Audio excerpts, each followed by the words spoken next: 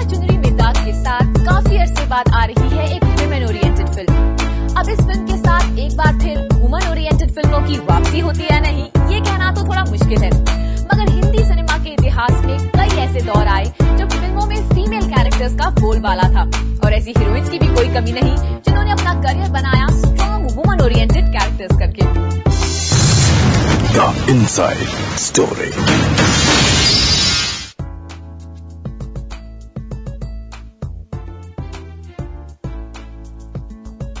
लागा चुनरी में दाग अब रिलीज हो चुकी है और यशराज के स्टेबल से काफी अरसे बाद कोई वुमेन ओरिएंटेड फिल्म आई है।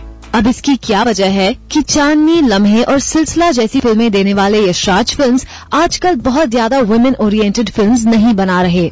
यही नहीं, इंडस्ट्री में आजकल वुमेन ओरिएंटेड फिल्मों की संख्या तो कम होती ही जा रही है। और उससे भी अफसोस की बात शायद ये है कि जो थोड़ी बहुत वुमेन ओरिएंटेड फिल्में बॉलीवुड में बनती भी हैं, उन्हें बॉक्स ऑफिस पर मुंह की खानी पड़ती है।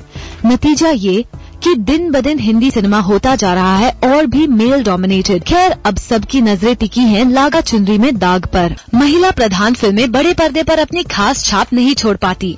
इसके बावजूद जल्द ही महिलाओं के इर्द गिर्द घूमती कहानी पर कई फिल्में बॉलीवुड लेकर आ रहा है।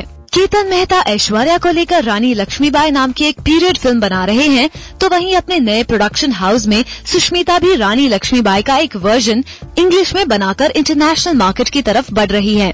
लगान फेम के आशुतोष गोवारिकर लेकर आ रहे हैं जोधा अकबर, तो वहीं ग्रेसी सिंह की फिल्म चूड़िया भी जल्द ही रिलीज होने वाली है।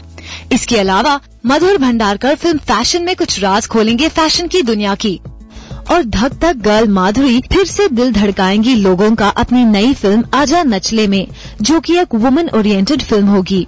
फैशन के बारे में तो डेफिनेटली फीमेल ओरिएंटेड है, लेकिन कहीं फीमेल है पिक्चर में। अच्छा है, वुमेन के लिए बहुत अच्छा है और ऐसी फिल्में बननी चाहिए। सच्चाई ये है कि छोटे पर्दे की दुनिया होती है बहुत ही चकाचौंध से भरी, जहां औरतों को ना तो किचन में जाना होता है, ना ही बच्चों को पढ़ाना पड़ता है। अगर कुछ काम होता है तो वो है पार्टीज की तैयारी करना और षड्यंत्रों को सुलझाना। तो वहीं बड़े पर्दे की हीरोइन हमेशा करती रहती है जीवन और समाज की कुरीतियों से संघर्ष। छोटे पर्दे की कहानी के ट्विस्ट और टर्न्स देते हैं एंटरटेनमेंट, तो वहीं दूसरी तरफ घर घर की कहानी में सास बहू के रिश्ते और हर छोटे बड़े मुद्दे पर कसौटी पर कसती हुई जिंदगी या भाभी की दास्तान को शायद इस वर्ग के लिए समझना होता है आसान। औरतों की कहानियां और महिला प्रधान सीरियल्स इतने पॉपुलर हो रहे हैं, हालांकि बहुत सारे सीरियल्स ऐसे भी हैं जो अच्छे नहीं हैं, तो ये बहुत बड़ी कामयाबी एक महिला प्रधान सब्जेक्ट को हासिल हुई है। जरूर ऐसा नहीं कि हिंदी फिल्म इंडस्ट्री में महिला प्रधान फिल्में नई बननी शुरू हुई हैं। कई हिंदी फिल्में आई जो महिला प्रधान थी।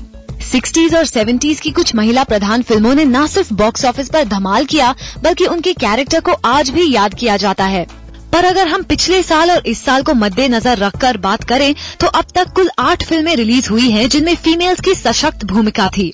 सुष्मिता सेन को मुख्य भूमिका में रखकर बनाई गई फिल्म जिंदगी रॉक्स बॉक्स ऑफिस पर बहुत रॉकिंग नहीं रही। 2007 की शुरुआत में ही आई फिल्म वाटर यूं तो ऑस्कर नॉमिनेटेड थी, मगर बॉक्स ऑफिस पर इस फिल्म ने पानी तक नहीं मांगा। ऐश्वर्या राय की प्रोवोक्ड भी इस साल की फ्लॉप फिल्मों की लिस्ट में शामिल हो गई। बीड़ी जलाकर जिगर में आग लगाने वाली विपाशा ने 2006 की फिल्म कॉर्पोरेट को थोड़ा तो आगे खींचा, पर कोई खास मार्क नहीं छोड़ पाई। Banaras the mystic love story में ऑडियंस को कहानी की मिस्ट्री समझ में नहीं आई और फिल्म उस साल की रिलीज्ड फिल्म लिस्ट का एक हिस्सा बनकर रह गई। अपर्णा सेन की 15 पार्क एवेन्यू में ऑडियंस टिकट खिड़की का पता भी नहीं ढूंढ पाए। इन फिल्मों में एक और बात कॉमन है, महिला प्रधान होने के साथ साथ ये फिल्में स्मॉल बजट की रही हैं। दरअसल आज भी महिला प्रधान फिल्मों को इन्वेस्टर्स नहीं मिलते हैं। वहीं दूसरी तरफ इस मेल डोमिनेटेड इंडस्ट्री में जहां महिलाएं सिर्फ डांस और रोमांस के लिए होती हैं, एक वर्ग एक्ट्रेसेस का ऐसा भी है जो इन सब से हटकर कुछ करना चाहती हैं।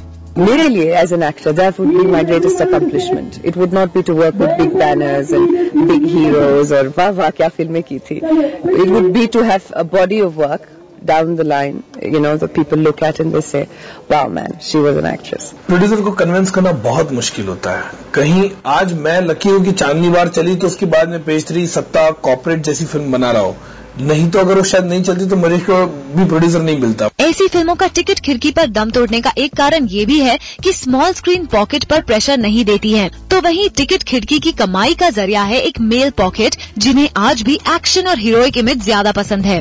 औरत आपकी जो डेमोग्राफिक है, आपके जो ऑडियंस है, उनको फैमिली ड्रामा और इमोशनल पिक्चर ज्यादा पसंद आती है। आपकी यूथ को एक्शन ओरिएंटेड पिक्चर ज्यादा पसंद आती है, जो ज्यादा मेल ओरिएंटेड है। पर पूरी कहानी का एक पहलू ये भी है कि इसी दौर में मधुर भंडारकर जैसे डायरेक्टर भी हुए हैं जो छोटे बजट के साथ महिला प्रधान फिल्में बनाते हैं और ये फिल्में सक्सेस की गारंटी भी देती हैं। पर वहीं दूसरी ओर इसी तरह के बजट पर बनी महिला प्रधान फिल्में जिसमें कि वुमेन डायरेक्टर्स रही हैं, फ्लॉप होती रहती हैं। तो ये भी एक सवाल उठता है कि स्क्रिप्ट और निर्देशन में कहीं खामी रह जाती है या कि सब्जेक्ट में।